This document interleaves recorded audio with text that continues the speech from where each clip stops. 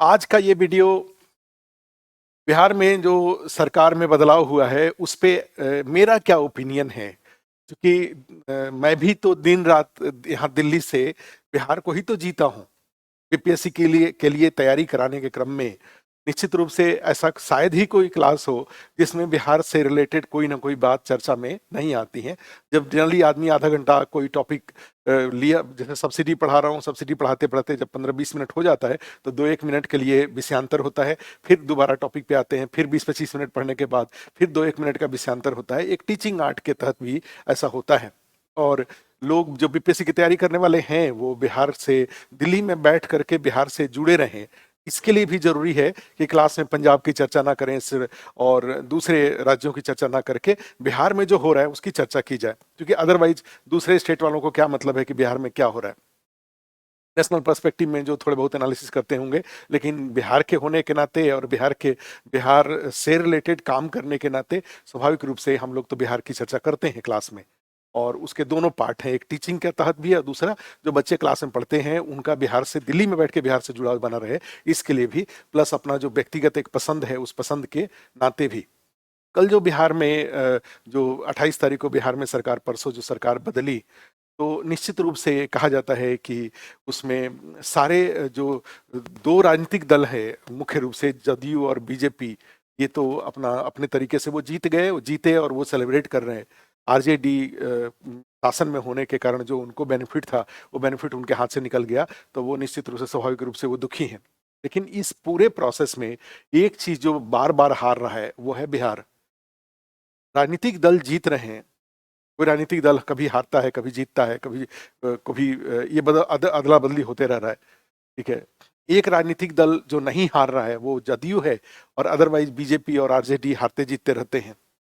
लेकिन एक इस प्रक्रिया में एक चीज जो बार बार हारता है वो होता है बिहार। बिहार बार बार हार रहा है। इन तीन राजनीतिक दलों ने बिहार को अपना जागीर बना रखा है। कोई अपने बाएं हाथ में बिहार को, बाएं पॉकेट में कोई बिहार को रखा है, कोई दाएं पॉकेट में बिहार को रख के चल रहा है, कोई ऊपर वाले पॉकेट में बिहार को लेके चल रहा है। सब बिहार को और बिहार के 13 करोड़ की जनता के भावनाओं को, इमोशंस को अपने पॉकेट में लेके चलते हैं, क्योंकि उनको पता है कि चाहे हम कुछ भी करेंगे, बिहार की जनता तो मेरे साथ, अपने अपने क्लास की जो उनकी जनता है, उनके साथ अपनी जाति का, अपने वर्ग की ये लोग तो हमारे साथ हैं ही, उसको तो वो गारंटेड लेके मान के चलते हैं। और यहाँ पे कई बार आता है कि इन तीनों पार्टियों ने, बीजेपी हो चाहे जदयू हो चाहे आरजेडी हो, तीनों ने बिहार को बहुत नुकसान पहुंचाया है। तीनों अमीर हुए हैं, तीनों के नेता अमीर हुए हैं, तीनों को रोजगार मिलता है, कभी वो बेरोजगार होते हैं, कभी रोजगार में आते हैं। लेकिन इस पूरी प्रक्रिया में बिहार अपना, अपनी जो प्रतिष्ठा है वो प्रतिष्ठा खोता है पूरे देश स्तर पर।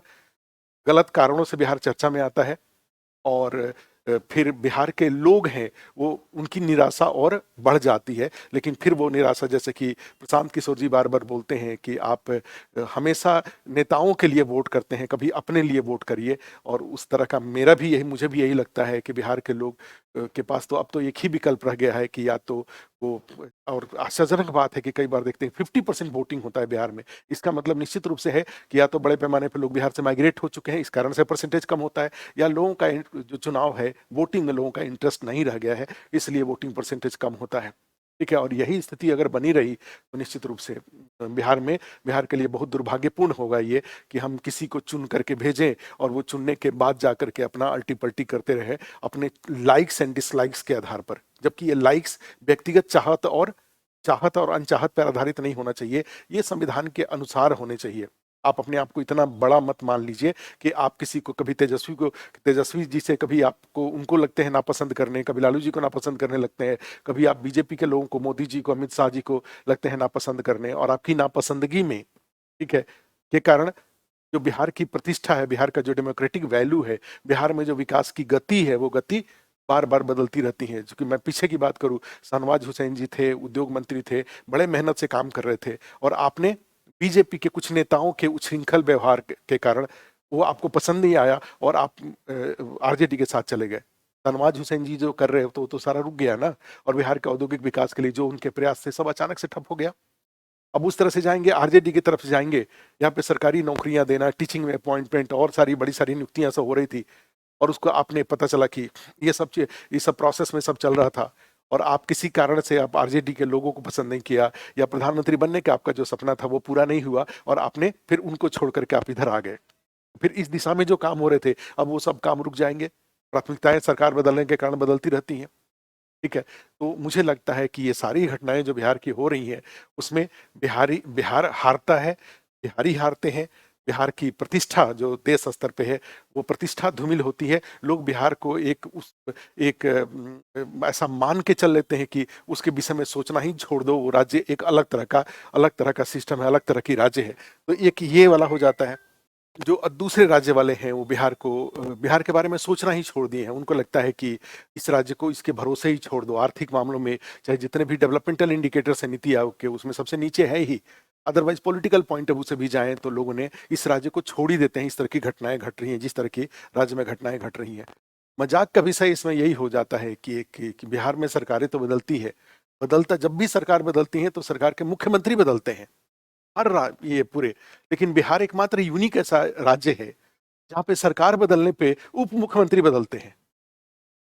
अब सोचो, कोई भी सरकार बदलने पे मुख्यमंत्री जी नहीं बदलते हैं, उप मुख्यमंत्री बदल जाते हैं। ये अपने आप में यूनिक, और एक कहा जाए एक तरह से कि कभी ऐसा कहीं हुआ है क्या कि जब सरकार बदल जाए और मुख्यमंत्री ना बदले और उप मुख्यमंत्री बार बार बदल जाए? ये अद्भुत बात है। खैर, मैंने ये मेरा मानना ये है कि ऐसा बिल्कुल नहीं होना चाहिए। चुनाव में जब जा रहे हैं, जिस गठबंधन के साथ चुनाव में जा रहे हैं उस गठबंधन के साथ आप सरकार चलाइए। बीच में चाहत और लाइक्स एंड डिसलाइक्स के आधार पर सरकार बदलना ये बिल्कुल ही गलत है। तो इसका मीनिंग ये हुआ कि एनडीए का के साथ दोनों बीजेपी जदयू मिलकर के चुनाव लड़े थे। आपको पूरा 5 साल आपको आपकी सरकार चल रही थी, आपको पूरा सरकार चलाने चाहिए थे 5 साल। उसके बाद या अगर आपको लगता है कि बीजेपी के साथ आपको नहीं जाना है, नहीं रहना है, तो आप चुनाव के लिए जाइए, जनता से मैंडेट लीजिए। और अगर महागठबंधन के साथ अगर चल रहे हैं, आरजेडी के साथ चुनाव लड़ते हैं और आपको बहुमत मिलता है, जनता आपको बहुमत देती है, तो आप पूरा 5 साल सरकार चलाइए। ये बीच में सरकार को स्विच ओवर करना, मैंडेट कहीं और के लिए, सरकार किसी और के साथ चलाना, ये जो बदला बदली होते रह रहा है, तो निश्चित रूप से कुछ लोगों को अच्छा लगेगा कि मेरे समर्थक दल के साथ आ गए, किसी और को अच्छा लगेगा मेरे समर्थक दल के साथ आ गए। लेकिन ऐसा होना नहीं चाहिए। चुनाव से जो निर्णय आए उसके अनुसार सरकारें चलनी चाहिए, उसके अनुसार सरकारें बननी चाहिए। इस टॉपिक में मेरा तो यही विचार है। Thank you.